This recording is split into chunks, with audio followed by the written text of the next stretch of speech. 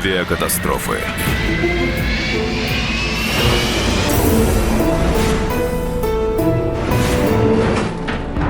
9 января 2021 года Boeing 737 индонезийской компании Sriwijaya Air выполнял внутренний рейс номер 182 по маршруту Джакарта-Понтианак.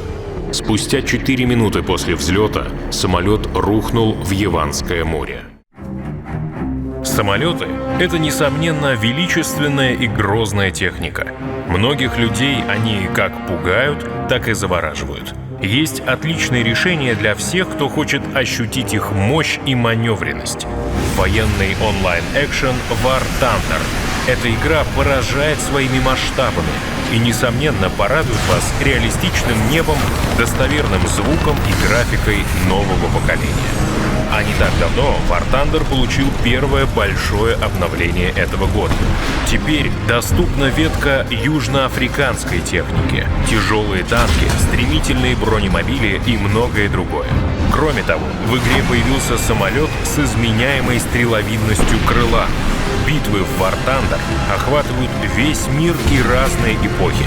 Сражайтесь в любой точке Земли, на машинах прошлого века или современности. Попробуйте захватить превосходство на новой локации, в заброшенном военном городе Северск-13. Прокачивайте технику и побеждайте. А скачать игру вы сможете бесплатно по ссылке в описании и вдобавок получить бонусы для легкого старта.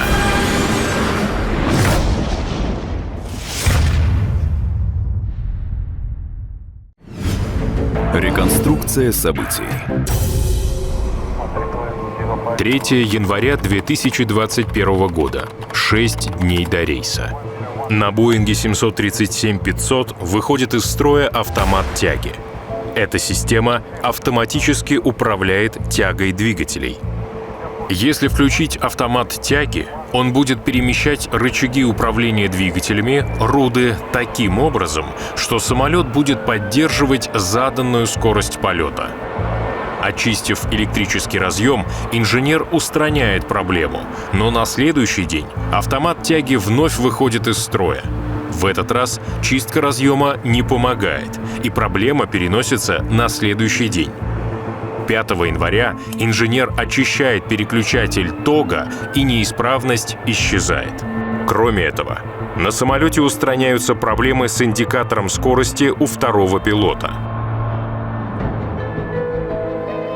9 января 2021 года, 14 часов 36 минут.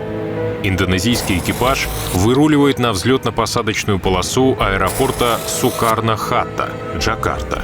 Командиру корабля 54 года, 18 тысяч часов налета.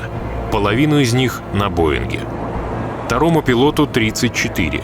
Почти все 5000 летных часов его жизни были также отданы Боингу.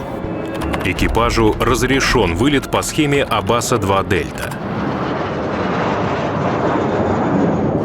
На высоте 2000 футов, это 600 метров, экипаж включает автопилот. Через 2 минуты на 8000 футах, 2,5 километра, левый рут, рычаг управления двигателем, начинает уходить назад, снижать обороты левого двигателя. Правый рут в это время остается на месте.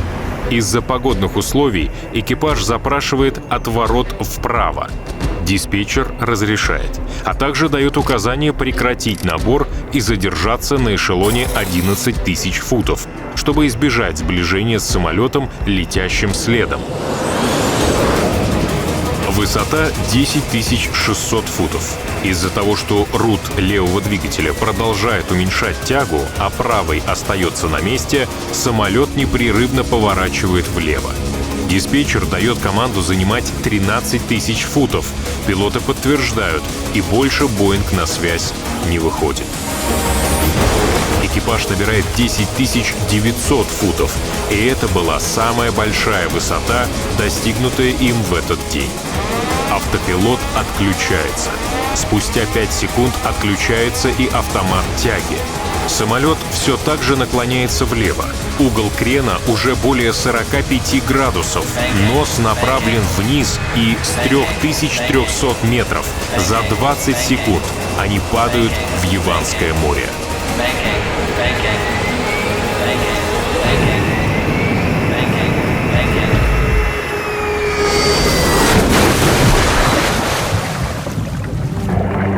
Спустя 15 минут начинается спасательная операция. Обломки самолета оказываются разбросанными под водой на глубине 16 метров.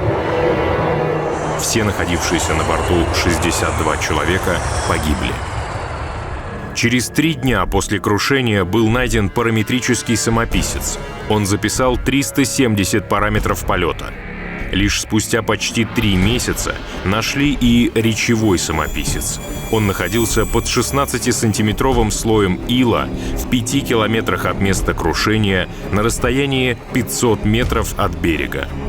По одной из версий, пилоты могли потерять пространственную ориентировку. При облачности над водой или просто наличии дымки небо и море сливаются в одно целое, и линию горизонта разглядеть невозможно. Пилотировать можно только по приборам, и если за ними не следить, можно упустить начало кренения. Ощущения тут часто бывают обманчивы.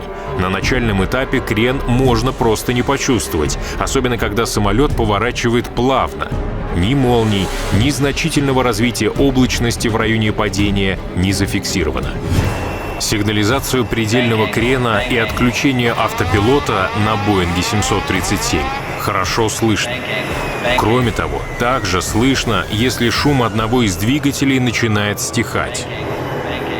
Самолет имел 63 тысячи часов налета. Это достаточно много, но при должном техническом обслуживании летать на таком лайнере можно вполне безопасно. Данная реконструкция основана на предварительном отчете и не несет в себе полной информации о происшествии. Национальный комитет по безопасности на транспорте Индонезии продолжает свое расследование. Этот выпуск создан при поддержке магазина авиационных футболок Fly Shop. В нем вы можете приобрести качественные толстовки и футболки с Боингами, Airbus'ами и Туполями.